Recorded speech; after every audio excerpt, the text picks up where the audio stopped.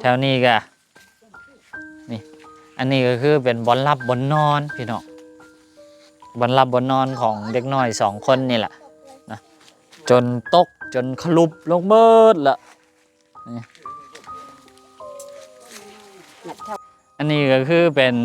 บ่อนอยู่บ่อนรับบอนนอนของเด็กน้อย2 คนนี่นะซึ่งหลายๆคนก็อาจสิสงสัยว่าแม่ของเพิ่นไปใส่เนาะหลายๆคนก็อาจสิฮู้แล้ว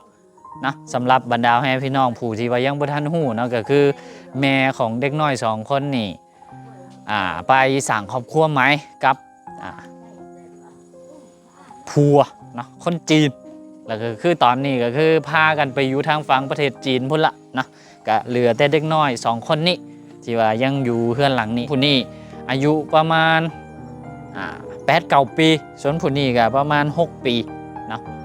อยู่นำกันในเฮือนหลังนี้ในสภาพแบบนี้นะพี่น้องเนาะ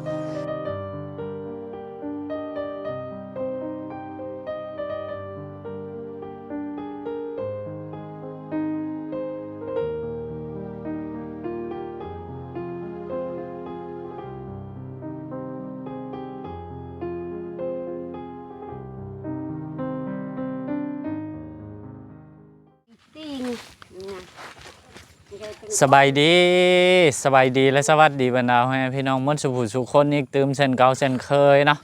ก็พอดีมื้อนี้เฮาลุกจากน้ำยาวมาตอนเช้าเนาะตอนแรกก็เลยฮีบฝ้าวเข้ามาเยี่ยมมายามเนาะลูกสาวกับลูกชายของทางนางหยัดว่าตอนนี้นี่เป็นแนวใดแล้วอาการของอินนี่หายดีแล้วบ่นะหลังจากที่วังก่อนนี่เพิ่นบ่ค่อยสบายนะตอนนี้เฮาก็คือมาอยู่ที่เฮือนของนางหยัดเป็นเทียพ่อยเนาะเงินของอู้ของอินเป็นเทียพ่อยเนาะนี่น้องอู้น้องอินก็อยู่นี่แหละนะนี่อินสบายดีกล่องนะสบายดีอู้มาสบายดีนี่สบายดีเสื้อกล่องงามๆสบายดีแทบเฮ็ดแทบได้บัดเดียวเป็นหน้าได้ดีแล้วไข่นะ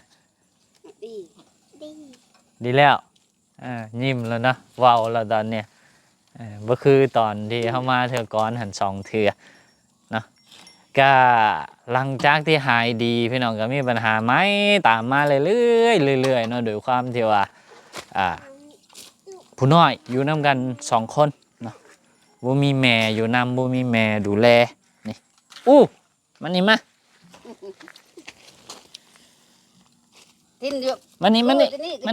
Tin lori jangan pegunum. In ten anak ten yuk nam nang ni. In tel el in ten.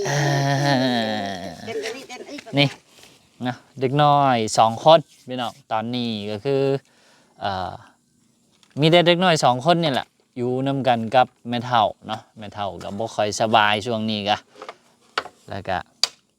อยู่ในเฮือนหลังนี้พี่น้องเฮือนกับสภาพกับบ่ค่อยโอเคแล้วโปดเพพังเบิดแล้วพี่น้องนะก็เอ็นดูเด็กน้อย2 คนนี่แหละเปาดำก็เลยมักเข้ามาลิ่นมาเยี่ยมมายามมื้อนี้ก็บ่ได้ถือหยังมาฝากเนาะบ่ได้ถือมาหยังมาฝากก็มีเรื่องที่ว่ามันสำคัญกว่าที่ว่าอยากเล็งเฮ็ดน่ะเนาะพี่น้องเนาะนี่เข้ามาซูมเบิ่งเด็กน้อยทั้ง2 คนนี่เนาะพี่น้องเอาแมมมอมแมมขนาดนี่นี่นุ่งเสื้อนี่คันพื้นได้นุ่งแล้วก็เอาไปซักเดี๋ยวนะมีจักโตเสื้อนี่บ่ซักน่ะมีเสื้อจักโตผู้โดยก็ซื้อลีก็ซื้อเจ้าก็ซื้อเด้ออีดมื้อหน้าคันเสื้อตัวใดเปื้อนแล้วก็เอาไปซักพาน้องไปซักเด้อแม่บ่อยู่ก็อันใดดีก็บอกก็สอนน้องเฮาเป็นเอื้อยก็แนะนำน้องเอานะอันใดฮู้ก็เฮาซักงานเจ็บเฮาซักเถื่อเตี้ยวซี่แขนขานี่มอมแมมหมดอันนี้นี่บ่ใส่เกิบซ้ำเกือบก็เป็นลาดฮะเกิบหายมวดหักษาเนี่ยที่นรดมวดสตินะเขาเจ้ารักแม่น่ะเกิบเขาเจ้ารักเพิ่นว่าเบาดำกับฮู้แดบ่ฮู้แดก็พาอุ้งเป็นลาดเกิบหาก็รัก ก็ผ่าอู้ก็หายนะ ซื้อวางแล้วนะ มันก็อุบปี อีนนี่ว้าวนะพี่น้องเดี๋ยวนี้นี่บ่อายละแต่ว่าอู้นี่ยังบ่ค่อยอันนั้นปานใดชั่วมือนี่นอนอยู่นี่นำกันทุกคืนน่ะ นอนน้ำกันนอนน้ำเม็ดเท่าน อนนำแม่เฒ่าเพิ่นอันนั้นนะพี่น้องแบบตอนที่เบ้าดำอยู่พูนน่ะเพิ่นส่งเสียง เอ้ยสิเลือดก้นหนัก อยากได้เฮือนว่าซั่นอยากได้เฮือนอยู่ตอนนี้นี่บ่มีเฮือนอยู่ละนะเบาดำก็เอ็นดูพี่น้องเห็นอะไรบ่ทางเฮ็ดกันนี่ละเลยสิพาทุกคนมาเบิ่งหอเบิ่งเฮือนของอู่กับอีนที่ว่าเพิ่นอยู่ตอนนี้นะพี่น้องเนาะนี่ ร้อนจริงอย่างนี้ อ่าโครงหางมันนี่ยังอยู่พี่น้องแต่ว่าทั้งพื้นนี่ไปเบิดละปวกกินเบิดละด้วยความที่ว่าแบบบ่มีคนดูแลน่ะปวกขึ้นกับปล่อยมันขึ้นแบบคันถามว่าคือเฮานี่ก็ปวกขึ้นวันใดก็เอาอันนั้นมาใช้ไล่ปวกไล่นั้นออกก็สิแคนไปหั่นน่ะแต่อันนี้แบบปวกขึ้นก็คือปล่อยมันขึ้นแล้วก็ปล่อยมันกินมันนั่นไปเลยนี่แถวนี้ก็นี่อันนี้ก็คือเป็นบ่อนหลับบ่อนนอนพี่น้องบ่อนหลับบ่อนนอนของเด็กน้อย2คนนี่แหละนะจนตกจนขลุบลงเบิดละ หนักเท่าเลย แล้วก็ซุมือนี่เวลานอนมัน ซี่คือนี่แบบ ขามไปนอนอีกฝากหนึ่งเฮือนแบบมันมีเป็น2 ห้องนะพี่น้องเนาะมี6 เสามี2 ห้องแล้วก็ห้องทางเบื้องนี่มันหลันหมดมันตกลงพื้นจังซี่เบิดนะพี่น้องแล้วก็เหลืออีกเบื้องหนึงซองไอ้น้องกับแม่เฒ่ากับพากันนอนทางเบื้องนั้นก็โอ้พี่น้องนี่มาเบิ่งทางนี้นี่น่าสิเห็นสัตว์นะพี่น้องเนาะขลุบลงเบิดละอันนี้นี่เป็นพื้นเลยพี่น้องเป็นพื้นบ่อนหลับบ่อนนอนบ่อนที่ว่าเขาเจ้าอยู่เขาเจ้านอนแหละแต่ว่าตอนนี้นี่ลันลงเบิดละลงสู่พื้นเบิดละนะเรือเบิ่งนี่ยังอยู่แต่ว่ากับปวกก็เริ่มแทะอีกละนะคือเริ่มแทะแล้วก็จักหน่อยกันน่าจะบ่เหลือแหละอีนมาพี่เนาะมาทั้ง2 คนมาเห็นหมดปะมานี่มาเข้ามาไกลๆพอมาอู้กันมาอินได้มาอินอยู่นี่มายับให้มันเห็นบอลเงื่อนขาดนี่นี่เห็นบ่นะพี่น้องอันนี้ก็คือเป็นบอลอยู่บอลรับบอลนอนของเด็กน้อย2 คนนี่เนาะซึ่งหลายๆคนก็อาจสิสงสัยว่าแม่ของเพิ่นไปใส่เนาะหลายๆคนก็อาจสิฮู้แล้วนะสำหรับบรรดาแม่พี่น้องผู้ที่ว่ายังบ่ทันฮู้เนาะก็คือแม่ของเด็กน้อย2 คนนี่ไปสร้างครอบครัวไหมกับผัวเนาะคนจีนแล้วก็คือตอนนี้ก็คือพากันไปอยู่ทางฝั่งประเทศจีนพุ่นละเนาะก็เหลือแต่เด็กน้อย2 คนนี้ที่ว่ายังอยู่เฮือนหลังนี้กับแม่เฒ่าอีกผู้นึงเนาะก็นี่ละเฮือนก็คือจังที่เห็นเลยเนาะเฮือนกับโป๊ดกับเพเบิร์ดแม่ก็หนีไปอยู่จีนเนาะเหลือแต่ลูกสาวกับลูกชาย2 คนผู้นี้อายุประมาณ8-9 ปีส่วนผู้นี้ก็ประมาณ6 ปีเนาะอยู่นำกันในเฮือนหลังเนี่ยในสภาพแบบนี้นะพี่น้องเนาะกะเบาดำกันเลยนี่แหละมาเฮ็ดคลิปนี้นะ EP นี้กะอยากขอความช่วยเหลือนะขอความเมตตากรุณาจากบรรดาพี่น้องหมดทุกคนเนาะในการ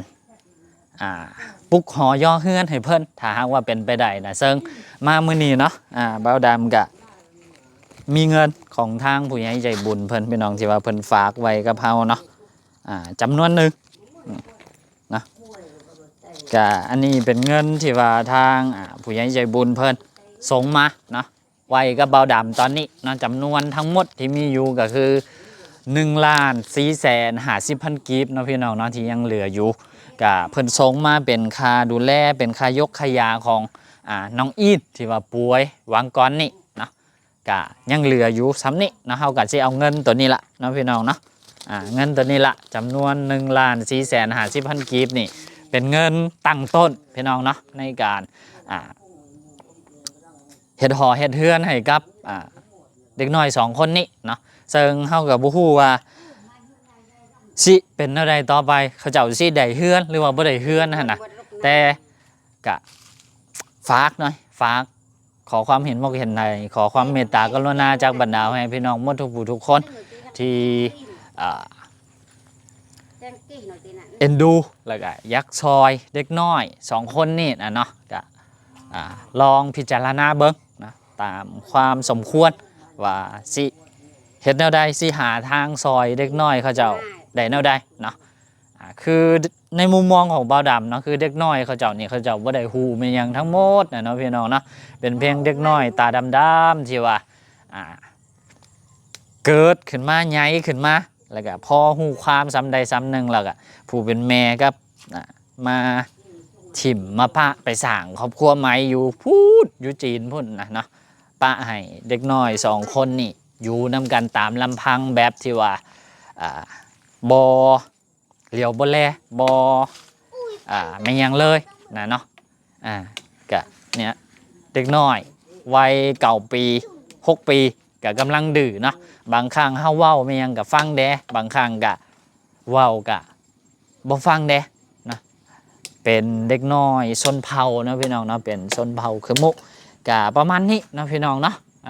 EP นี้ก็เบาดำก็เข้ามาเยี่ยมมายามน้องๆเขาเจ้าก็นี่ละมาอัปเดตหออัปเดตเทือนให้กับบรรดาให้พี่น้องได้เบิ่งได้ชมเนาะนะพี่น้องพอดีไอ้หัวมันบอกให้ขึ้นมาเบิ่งทางในเด้อว่าซั่นอันนี้เป็นบอนนี่มาไหน เพิ่นครัวพี่น้องตาโถ ติ้งมือติ้ง หนึ่งจังซี่ก็อิน ตายเลย เห็นแล้วได้1ข้าวนี่วันเนี่ยฮะเห็นแล้วได้1ข้าว น่ะติ้งนายมาน่ะติ้งสู้มา ลองเข้าไปเฮ็ดเบิ่ง แต้งเลยแต้งลูก เพิ่นว่าทุกมื้อนี่เพิ่น1ข้าวนี่แบบ1อยู่นี่ละพี่น้อง จะพี่ก็ติ้งไปลืบไปห้าน่ะ เดี๋ยวจะหนักดี นั่งมึกนั่งแล้วเอาหม้อตั้งให้เบิ่งดูเห็นแนวใด วันนี้ตีนอย่างเงี้ย ลองเบิ่ง อันจังบึก อันบ่มาตลอดลุงติ๊กมาติ๊ก อินก็บ่ค่อยฮู้ภาษาลาวเนาะส่วนเฮาก็บ่ค่อยฮู้คำกึมมุเพราะปานใดพี่น้อง นี่เอาหม้อนี่ค่ำนี่อันนี้เข้านี่ ตั้งหม้อ1ข้าวจังซี่แล้วมันเงียงแล้วมันขว่ำแล้วบ่ได้กินข้าว อ่าเด็กมันดู เด็กน้อย9 ปีนะพี่น้องเนาะอ๋อแม่บ่อยู่ ปีน่ะนี่นางมือลง6 ปี5 ปี พวกปีอ่ะ มื้อนี้1แล้วติด1ข้าวนะ ดึงที่เช้ามื้อนี้มื้อนึงกินนึงว่าคนกินยามาลักเอาไปหมดเข้า น้องพี่น้องเนาะนี่เด็กน้อย8-9 ปีได้ช่วยเหลือตัวเองจังซี่ล่ะ1ข้าว1น้ำก็คือ1อยู่นี่เนาะหมอก็เงียงจังซี่มันก็ขว่ำแท้เพิ่นเล่าให้ฟังว่าเมื่อวานนี่1ข้าวจังซี่ล่ะแล้วก็หมออันนี้นี่ขว่ำพี่น้อง จะมาสู้ลุงมาสู้ นี่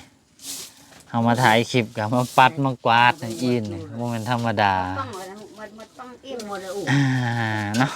ก็ประมาณนี้สำหรับบอน1ข้าวบอน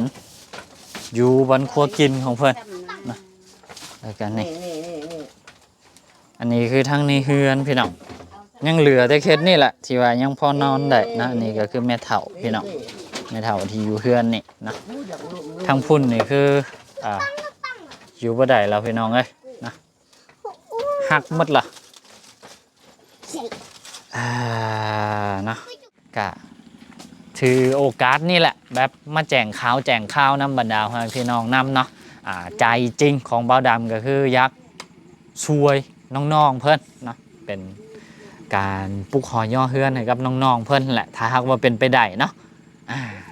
ก็แต่ว่าโดยความที่ว่างบของเฮามันมีค่อนข้างจำกัดนะตอนนี้ก็สิเฮ็ดมันยังบ่พอเป็นสิ้นเป็นอันเทื่อเนาะแต่ก็มีเบื้องต้นอยู่น้อยหนึงเนาะเป็นเงินของทางแม่สีจันเพิ่นที่เพิ่นส่งมาเนาะก็บ่าวดำก็สิเอาเงินตัวนี้ละเป็นเงินตั้งต้นเนาะพี่น้องเนาะก็ประมาณนี้สำหรับ EP นี้ก็เข้ามาเยี่ยมมายามแล้วก็แจ้งข่าวกับบรรดาพ่อแม่พี่น้องเนาะก็บรรดาพ่อแม่พี่น้องคิดเห็นจังใดก็ลองเนาะเก็บเหลืองนี้ไปพิจารณาเบิ่งเนาะขอความเมตตากรุณาจากบรรดาพ่อแม่พี่น้องเก็บเหลืองนี้ไปพิจารณาสมควรที่ว่าสิเฮ็ดแนวใดเนาะคือจังที่บ่าวดำเว้าไปในมุมมองของบ่าวดำคือเด็กน้อยเขาเจ้าบ่ฮู้แม่นหยังบ่าวดำเห็นเขาเจ้ามาตั้งแต่น้อยก็เลยเอ็นดูเขาเจ้าพี่น้องก็บ่ฮู้สิซอยแนวใดเนาะมีช่อง YouTube ก็เลยนี่แหละแพร่กระจายข่าวสารตัวนี้ไปเนาะก็ประมาณนี้สำหรับ EP นี้ก็ขอตัวลาไปแล้วเด้อพี่น้องเด้อไว้พบกันใหม่ใน EP ต่อไปเนาะขอบใจบรรดาให้พี่น้องหมดทุกผู้ทุกคนที่ว่าเข้ามาติดตามและให้กำลังใจสบายดีอินมาสบายดีบรรดาให้พี่น้องเด้อสบายดีมาลุกสบายดีเพื่อนนะสบายดีกล่องเพื่อนนะก็ไม่ดี นะบ๊ายบายพี่น้อง